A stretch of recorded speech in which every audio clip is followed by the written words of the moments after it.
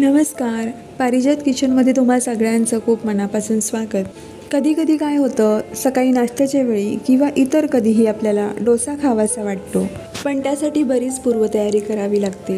आदल्या दिवशी डाळ तांदूळ भिजत घालावे लागतात, त्यानंतर ते वाटून आंबट ठेवावं लागतं. तर यासाठीच आज आपण जर आयत्या वेळी आपल्याला डोसा खावासा वाटला तर डाळ तांदूळ न भिजवता न वाटता, पीठ न आंबवता अतिशय कुरकुरीत असलेला हा पेपर डोसा कसा बनवायचा ते बघणार आहोत. तर अशा या कुरकुरीत पेपर डोशाचा बॅटर आपण मिक्सरमध्ये बनवणार आहोत. तर बॅटर बनवण्यासाठी शक्यतो मिक्सरचं मोठं भांडं वापरा. आता या मिक्सरच्या भांड्यामध्ये 1 वाटी गच्च भरून तांदळाचं पीठ घेतलं. नेहमीचं जे आपल्या घरात भाकरीसाठीचं पीठ असतं ते मी इथे वापरलेलं आहे. हे पीठ मी रेशनच्या तांदळाचं घेतलेलं आहे. तुम्ही इतर कुठल्याही तांदळाचं पीठ इथे घेऊ शकता.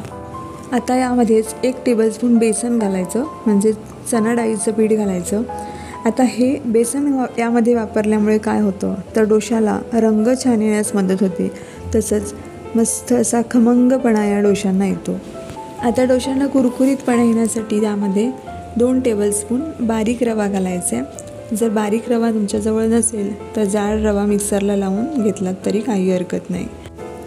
आता सारख्याच वाटीने अर्धी वाटी इतपत दही आपण यामध्ये घालायचे.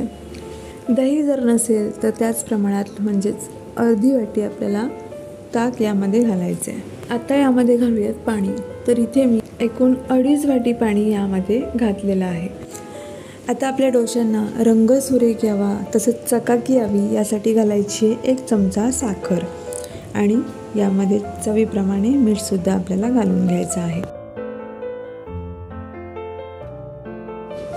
आता हे सगळं आपण मिक्सरला लावून घ्यायचं आहे. तर हे बघा, मिक्सरला लावून घेतल्यानंतर आपलं डोशासाठीचं बॅटर इथे बनवून तयार झालं आहे. आपलं रोजच्या डोशाचं बॅटर जसं असतं तसंच बॅटर इथे हे बनवून तयार झालं आहे. हे बॅटर आता आपण एका भांड्यामध्ये काढून घेऊयात. अगदी नेहमीच्या डोशाच्या बॅटरसारखंच हे बॅटर दिसत आहे. तर यामध्ये आपण रवा वापरलेला आहे, त्यामुळे रवा छान फुलण्यासाठी म्हणून आपण याला 5 मिनटं झाकून ठेवायचं आहे. आता साधारण 5 मिनटं झाकून ठेवल्यानंतर हे आपलं पीठ आहे ते डोसा करण्यासाठी तयार झालं आहे. यातला रवासुद्धा छान असा फुलला गेला आहे. 5 मिनटामध्ये रवा अगदी छान फुलला जातो. आणि चुकून जर का तुमचं बॅटर पातळ झालं तर त्यामध्ये 1-2 चमचे तांदळाचं पीठ तुम्ही ॲड करू शकता. आता आपले डोसे छान असे कुरकुरीत आणि जाळीदार व्हावेत यासाठी यामध्ये घालायचं अगदी 2 चिमूट खाण्याचा सोडा. आणि सोडा घालून घेतल्यानंतर हे मिश्रण एकदा एकजीव करून घ्यायचं आहे.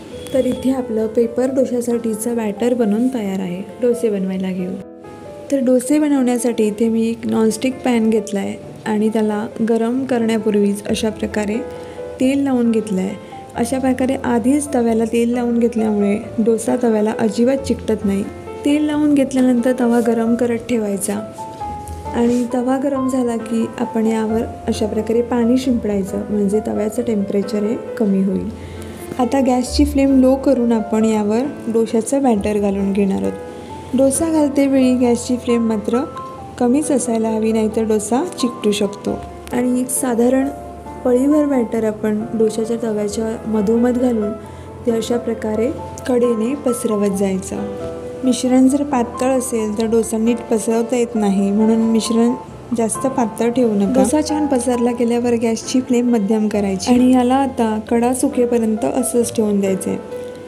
तर आता साधारण अर्ध्या मिनटानंतर याच्या कडा सुकू लागल्यात. यावर आता आपण तेल घालून घेऊयात. सुरुवातीला कडेने तेल सोडायचं आणि त्यानंतर डोशाच्या वर सोडायचं.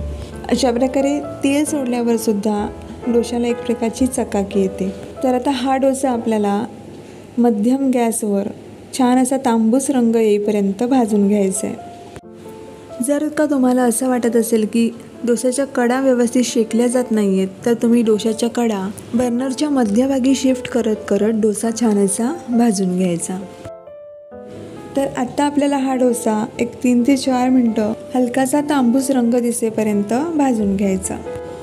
तर हे बघा, इथे आपल्या डोशाला छान असा तांबूस रंग आलेला आहे आणि आपला डोसा व्यवस्थित असा भाजला गेला आहे.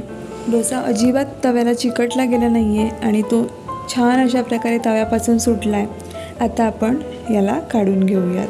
तर तुम्ही इथे बघू शकता, डोसा तव्यापासून सोडवण्यासाठी आपल्याला अजिबात मेहनत घ्यावी लागली नाही आहे. आपसुकच हा डोसा तव्यापासून वेगळा झाला आहे. तर इथे मी दिलेल्या टिप्स फॉलो केलात तर तुमचेसुद्धा डोसे असे छान येतील. अगदी हॉटेलमध्ये जसा मिळतो तसा हा कुरकुरीत असा पेपर डोसा आपला बनवून तयार झाला आहे. दुसरा डोसा बनवताना तेल लावायची गरज नाही, फक्त पाणी शिंपडायचं तव्याचं तापमान कमी करण्यासाठी. डाळ तांदूळ न भिजवता फक्त आपण घरच्या भाकरीच्या रेशनच्या तांदळाच्या पिठापासून अशा प्रकारचे कुरकुरीत पेपर डोसे बनवून तयार केलेत. हे पेपर डोसे अतिशय कुरकुरीत होतात आणि चवीलासुद्धा अप्रतिम लागतात. तुम्ही जरूर बनवून बघा. इथे दिलेल्या काही टिप्स फॉलो केल्यात तर तुमचे देखील डोसे अगदी छानरित्या बनवून तयार होतील. डोसा तव्यावर घालताना गॅसची फ्लेम लो असावी.